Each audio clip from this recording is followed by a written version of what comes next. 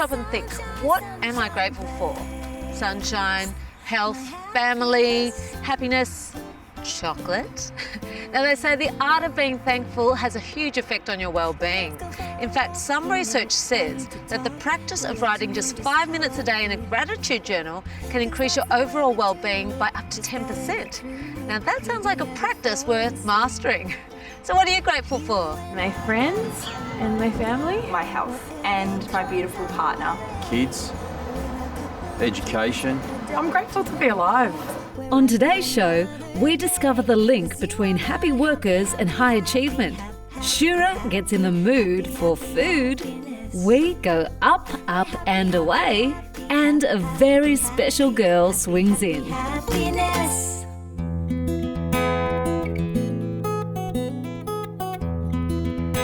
A lot of us are starting to learn the benefits of living a happy and healthy life. But when you stop and think about just how much time we spend in the workplace, it seems only fitting that we bring that same ethos into the office. Now, there's one company that knows just how to do that perfectly. This is Swiss, a company dedicated to the promotion of wellness. Since its beginnings back in 1969, the Swiss model has successfully evolved by investing in their people with a fierce focus on wellness to fully unlock potential. It's very simple. It's about creating opportunity and possibility for healthy and happy lives. And it's founded on the belief that people deserve to flourish at work. And we are very committed to the notion of CLED, which is celebrate life every day, and that's our team spirit. And CLED is about cultivating gratitude and kindness and compassion and forgiveness and trust and optimism, which essentially are the virtues that are really important to us for human existence. And the notion that as humans we work very hard to try and move towards joy in our lives, and we try really hard to move away from suffering. So there are going to be days where we come to work and we're not on, and that's absolutely okay. And I think one of the really the strengths of this business, particularly around its people, is that we really encourage the notion that vulnerability is a strength. So we absolutely have harnessed the mindfulness aspect, and every day at 3 o'clock, for those of us who want to, can down tools and can move to one of our beautiful meditation spaces and sit there and meditate. When you're active, you create a different energy within your body. So we have personal training classes, we have a gym on site that really hopes to encourage some of those behaviours.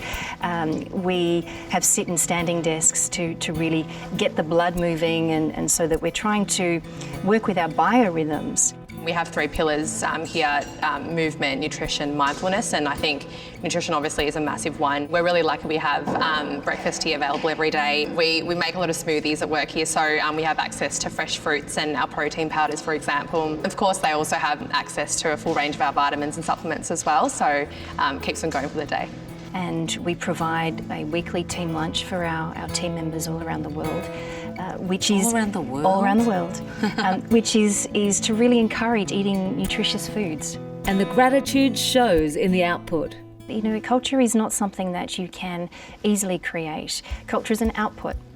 And when you really start with the very notion of what it means to be human and put that at the core of what you do, therefore it informs the activities and the initiatives that you put in place, you can't help but get a really positively energising culture at the other end. And so at Swiss, we're very mindful that who you are out of work is who we want you to be in work. That is so good. So who you are on the weekend is absolutely who we want you to be when you're at work. We do get a number of organisations and even individuals who just want to hear a little bit more about the philosophy, and so we're very open for that. So what do you actually base all these principles on?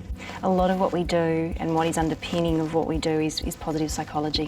And positive psychology, very simply, is the science of human flourishing. And when we focus on the positive and what is already working really well, it unlocks potential. And when we unlock potential, we absolutely unlock the ability to be the best version that we possibly can of who we are.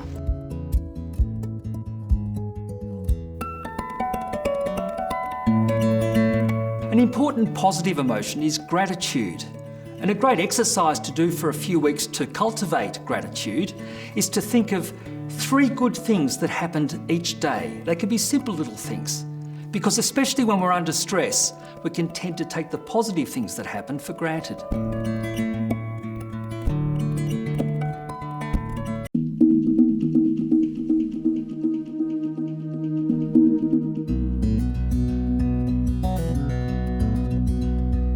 I'm always so grateful to find new and exciting experiences. Notel is certainly that. So why the name Notel? Hotels follow a really similar formula. You go in, grand lobby, reception desk, check-in, check-out, lift, elevators, and maybe a cafe or a bar. So what we wanted to do was do the exact opposite to that. No reception, no check-in, check-out. You let yourself in. Let yourself in through a smartphone, and not only that, but challenge our guests on how to get in, not make I it. found it very challenging. I'm walking around, where is the entrance? And then I see no entry, and then I ask the staff in the cafe, am I in the right place? And they kind of look at me a little confused. Did you set that up too? Yeah, that's all set up through obviously our speakeasy type entrance, and it sets the scene. So people could take up to 5 minutes to actually gain entry, and they come in with a smile and a sense of achievement, and also a bit of embarrassment as well. And once you do find Notel, the presence of these amazing Airstreams is so unique. They're a really iconic American trailer. There's hundreds of hours of refurbishment that go just on the outside of these. And then to the inside. Wow.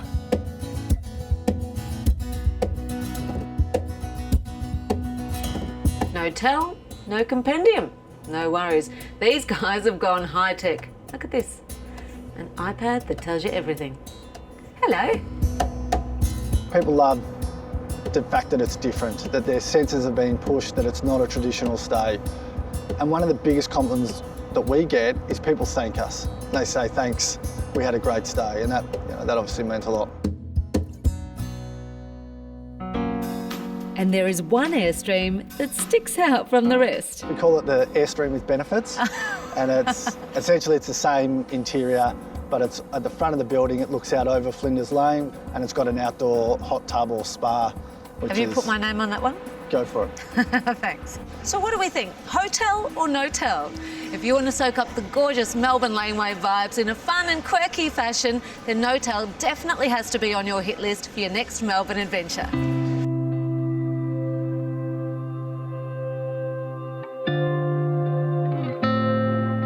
This is the Freeman family. Their story is one of beating the odds and strengthened bonds in the midst of darkness. I was diagnosed with metastatic prostate cancer in 2014 September. Have had surgery, have had chemotherapy and 2 lots of radiotherapy. But as we speak, thank goodness, due to the care that I've had from all of my medical practitioners looking after me, there's no active cancer noticeable at present, so that's fantastic. The chemo was daily and the radiotherapy was daily, and it was very intense, and we just looked at it as an opportunity to, when we weren't doing that, we were doing all the things that we possibly could to enjoy our life together. I was an orthopaedic surgeon. Had done a lot of road trauma surgery at the Alfred up until about 2010.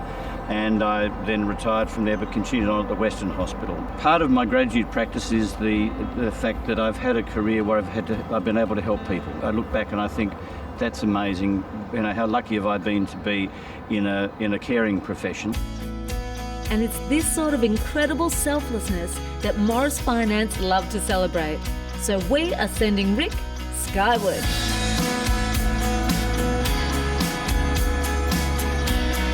I've lived in Melbourne for all but 4 of my 66 years, and I've never seen Melbourne like this. I've been in a helicopter once before. Years ago, I was an intern at the Alfred Hospital, rotated to Frankston, and there was a poor gentleman had a head injury and he had to be flown up to the Alfred. The patient sort of came a bit agitated and started to kick his feet up and down, and the pilot suddenly whacked his hands on his feet, and I thought, continued to fly with one hand. I thought, oh, that's not so good. And I said, well, shouldn't you be using 2 hands? And he said, well, no, because where his feet are, there's the main on-off switch, and if he kicks that, we go down. There are a lot of choices you can make. You can let the illness define you, but I think what Mum and Dad have been particularly good at has been bringing a really positive attitude. The upside, the silver lining to this really big the cloud of cancer has been that we can find all the beautiful moments and we share them and we hold on to them and we talk about them and we find new ones. Mum and I and James couldn't be luckier to have a dad that's so gentle, so kind, and just takes so much in his stride, mate. So yeah, I hope that you've enjoyed this ride. It's pretty phenomenal, isn't it? Absolutely. But gee, thanks, Ed, for saying that. That means a lot to me, son. It really does.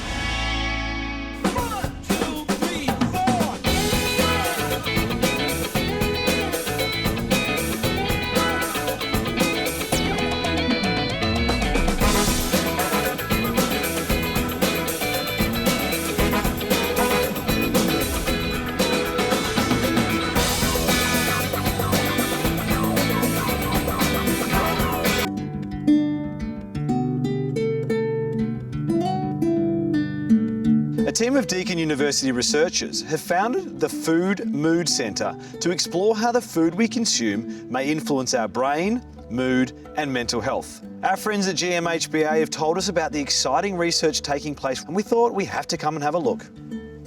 Felice Jacka is leading the charge when it comes to this groundbreaking research, and she's going to chat to us about exactly how we're just at the tip of the iceberg in understanding how food and what we eat can affect our mental health.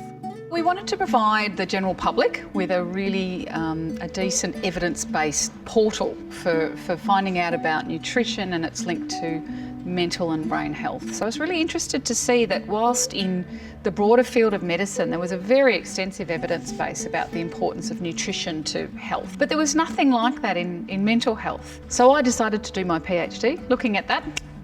And so basically what I did was collected survey data from this large population-based survey of women in this area. We know that it's very representative of the wider Australian population. And we looked in detail at their diets, their habitual diets. Okay, so what do you eat? And then of course we also had very good information on their mental health. And then we also looked at data about other really important variables that could explain both diet and mental health.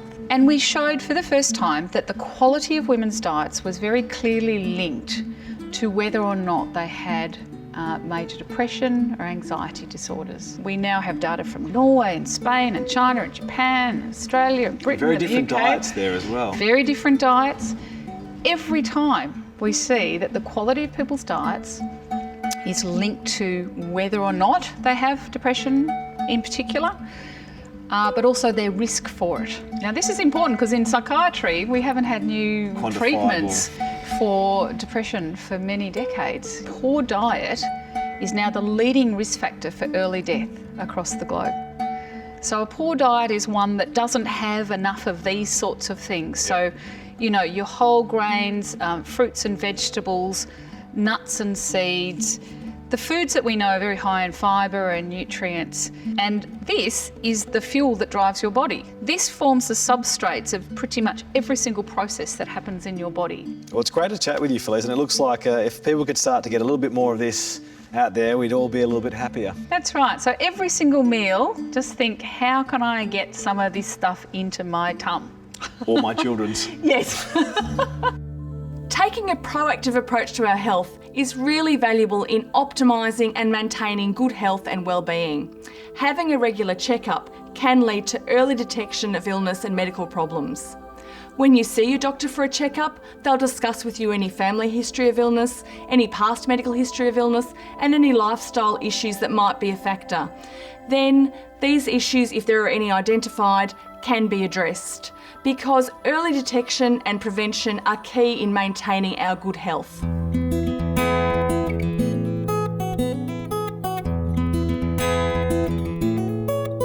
Aerial yoga has really taken off lately, and Vibes Fitness is awash with colour and a great atmosphere, largely thanks to Onamagi. How did you get into it? I trained in anti-gravity yoga 5 years ago because I had a lot of injuries, and I found it rehabbed my whole body. It was fantastic. Wow. Is it a technique that's really hard to learn from the start?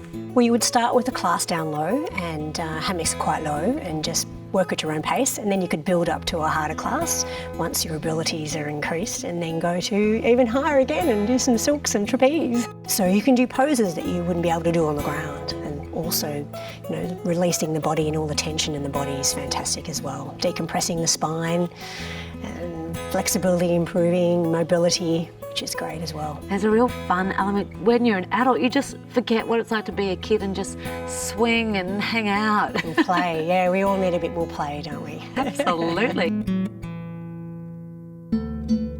The big-hearted Margie also gives the gorgeous Lexi the chance to fly. People like Margie don't come along every day, who just really see the benefits for children and for adults and all people with different abilities to just have a go. Lexi's 5 years old now. She was born with quadriplegic cerebral palsy. So I guess the easiest way to describe that is it's a movement disorder.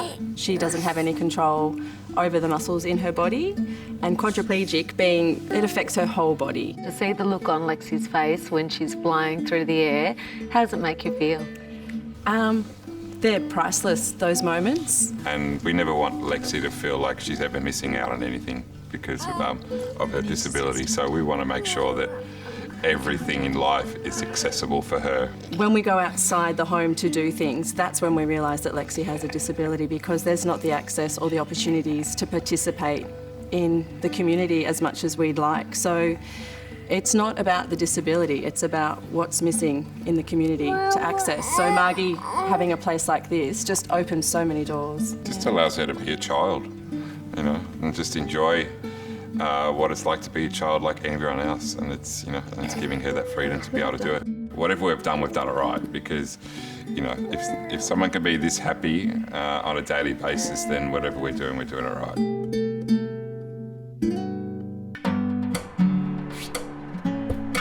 This is Petstock, and when they say "where pets are family," they actually mean it.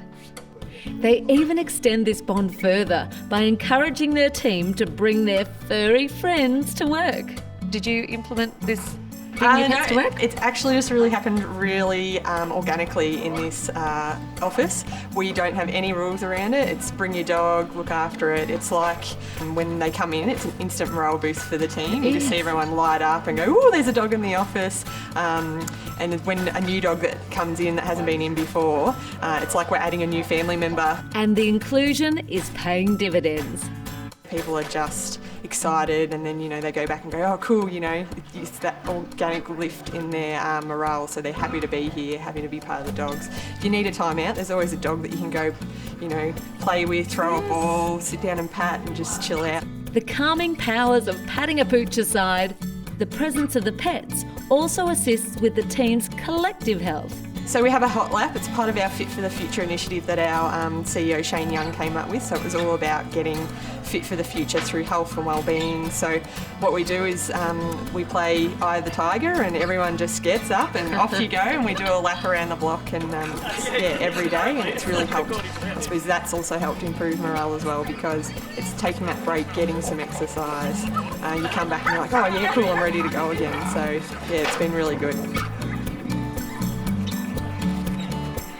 From a people point of view, that's what we aim to do every day that we come to work, to make it a fun place to come to work. And the family ties continue through fostering greyhounds. Fostering has been amazing for the office. It's just been one of those levelers that you sort of don't expect. You bring a dog in and they're scared, they're unsure, and it brings everyone together.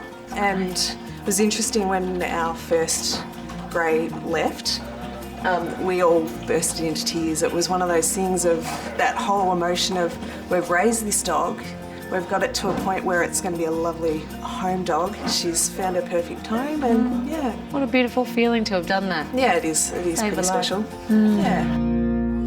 Well, thank you so much for joining us. We are truly grateful. And if you'd like to keep in touch with everything that's going on with Destination Happiness, become a member at destinationhappiness.com. Happy, happy, happy, happy, happy, happy, happy, happy, happiness. My happy, happy,